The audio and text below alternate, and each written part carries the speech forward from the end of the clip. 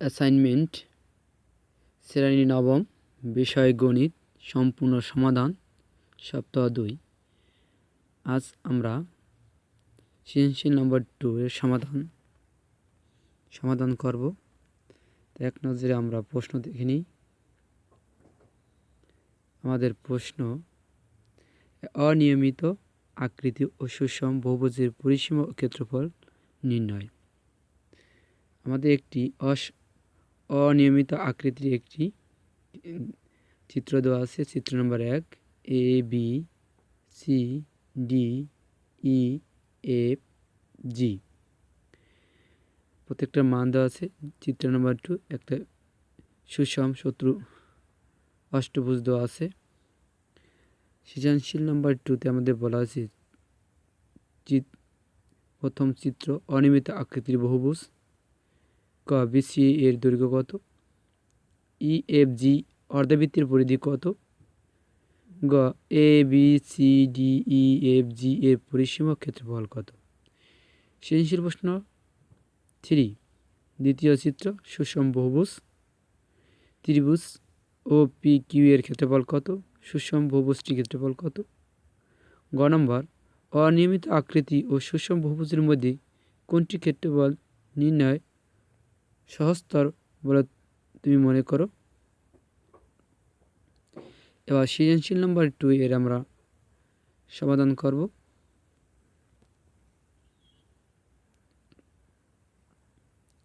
সৃজনশীল নম্বর 2, আমরা চিত্রটি এঁকেছি।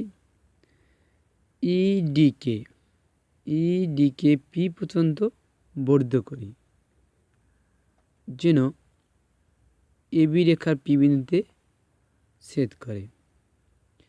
সি বিন্দু থেকে এবির উপর চিয়ার লম্ব আঁকি।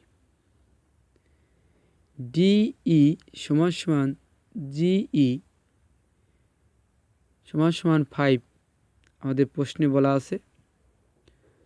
সুতরাং জিই সমান এপি 5,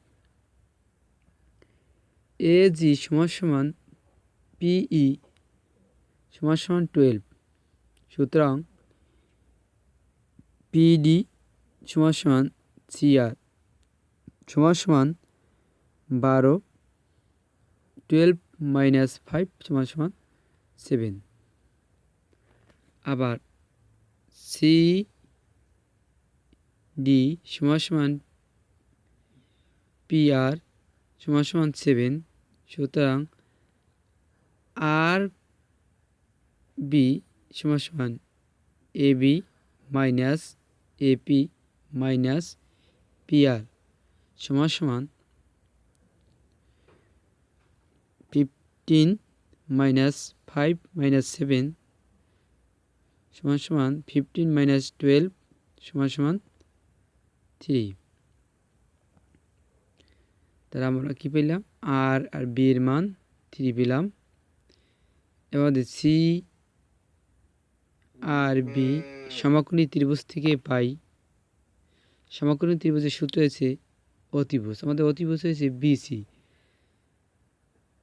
বা সিবি স্কোয়ার সমান সি আর স্কোয়ার প্লাস আর বি স্কোয়ার, বা সিবি স্কোয়ার সমান 7 স্কোয়ার প্লাস 3 স্কোয়ার, বা সিবি স্কোয়ার সমান 7 পর স্কোয়ার দিলে 49 প্লাস 9, বা সিবি স্কোয়ার সমান 58, বা স্কোয়ার আছে তা সিবি সমান রুট 58, বা সিবি সমান 7.61। তো আমরা বিসির মান পেলাম 7.61, আমাদের ক নম্বর অ্যান্সার। এবার আমরা খ নম্বর আসি। আমাদের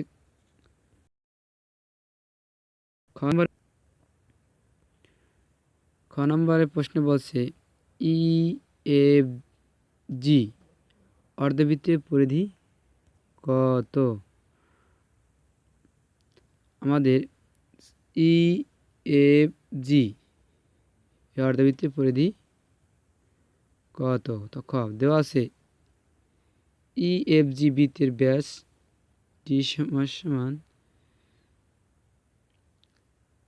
আমরা ডি লিখতে পারি, না লিখতে পারি, 2D লেখা যেতে পারে, সমান সমান ইজি সমান সমান 5 সেন্টিমিটার।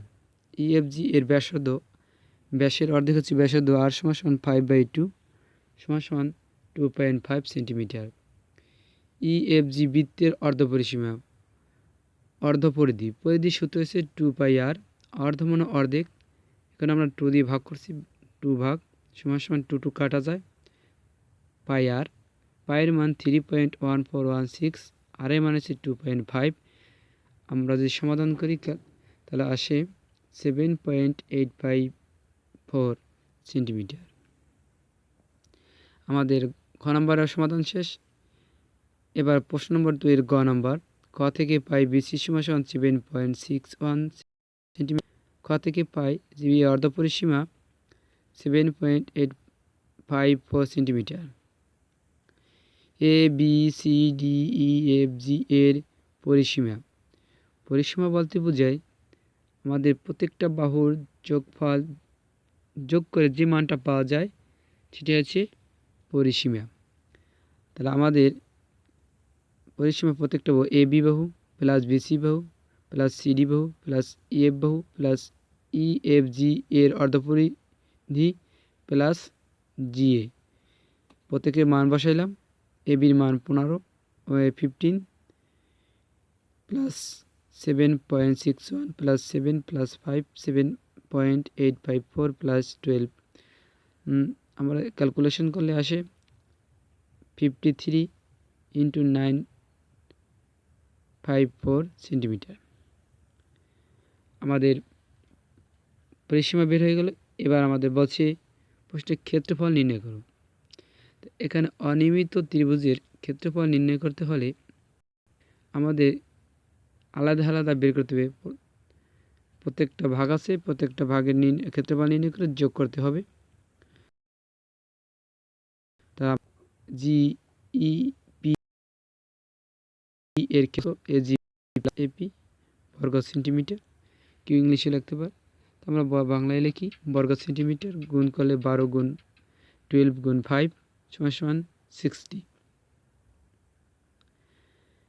আবার পি আর সি ডি এর ক্ষেত্রফল, পি আর গুণ পিডি, পি আর এর মান হচ্ছে 7 × 7 49। সি আর বি এর ক্ষেত্রফল, ত্রিভুজের ক্ষেত্রফল হচ্ছে হাফ ভূমি গুণ উচ্চতা, হাফ 1/2 গুণ আর বি প্লাস সি আর বর্গ সেন্টিমিটার, 1/2 3 × 7, অর্থাৎ গুণ করলে আছে 21/2 ভাগ করলে 10.5। ইএফজি বৃত্তের অর্ধেক ক্ষেত্রফল, অর্থাৎ বৃত্তের অর্ধেক ক্ষেত্রফল নির্ণয় করতে হবে, অর্ধেক। তার বৃত্তের ক্ষেত্রফল সূত্র হচ্ছে πr²। তা আমাদের অর্ধেক যখন 2 দ্বারা ভাগ করতে হবে।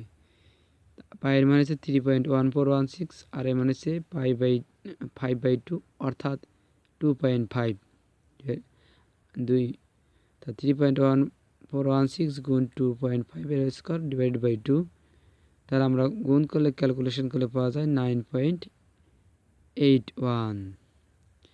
এবার সমগ্র ক্ষেত্রফলটি যোগ করলে আমাদের পুরো ক্ষেত্রফল পাওয়া যায়। A B C D E F এর ক্ষেত্রফল, এ জি এ ই পি এর ক্ষেত্রফল, আমাদের প্রত্যেকটা ক্ষেত্রফল যোগ করব। পি আর সি ডি এর ক্ষেত্রফল, ত্রিভুজ সি আর বি এর ক্ষেত্রফল,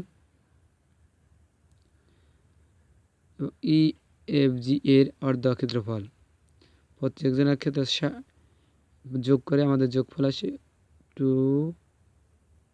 129.31 বলে। এবার আমরা আসি সৃজনশীল প্রশ্ন 3 উত্তর। ক, 2 নং চিত্র একটি সুষম অষ্টভুজ। আমাদের 2 নং চিত্রের একটি সুষম অষ্টভুজ, এখানে 8টি সমান ক্ষেত্রফল বিশিষ্ট ও সমাদ্বিবাহু ত্রিভুজ উৎপন্ন হয়েছে। মানে 8টি ত্রিভুজ উৎপন্ন হয়েছে, আর 8টি ত্রিভুজেই সমান, এবং প্রত্যেকটি ত্রিভুজের 2টি বাহু সমান।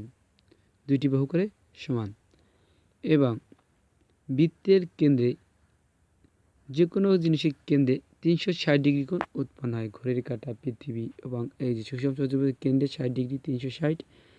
তাহলে আমাদের